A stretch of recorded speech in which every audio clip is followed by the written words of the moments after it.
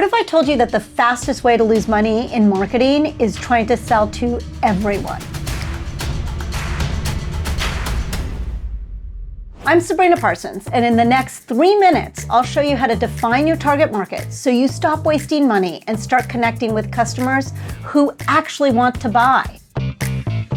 Effective marketing is about focus, not mass appeal. Imagine a restaurant trying to serve health-conscious retirees and teenagers wanting fast food. When you try to please everyone, you please no one. Your messaging gets watered down, your product gets confused, and your marketing budget basically becomes useless. Pick your battles. Choose your audience. Focus your energy where it will actually move the needle.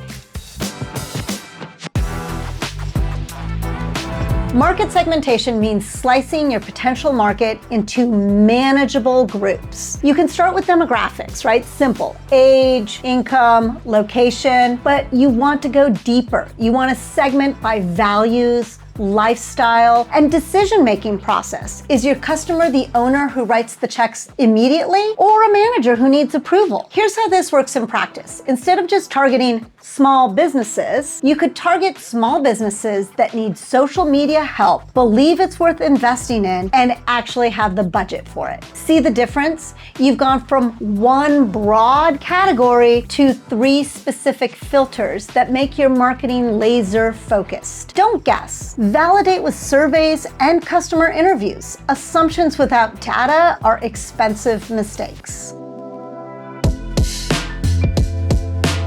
Your business reflects who you are. There's power in selling to the people you genuinely connect with. Love working with small businesses? Well, don't force yourself to target corporations just for bigger budgets. Passionate about sustainability? Find customers who share those values. When you align your market with your identity, everything becomes easier. You understand their challenges because you've lived them. Authenticity is your most powerful competitive advantage.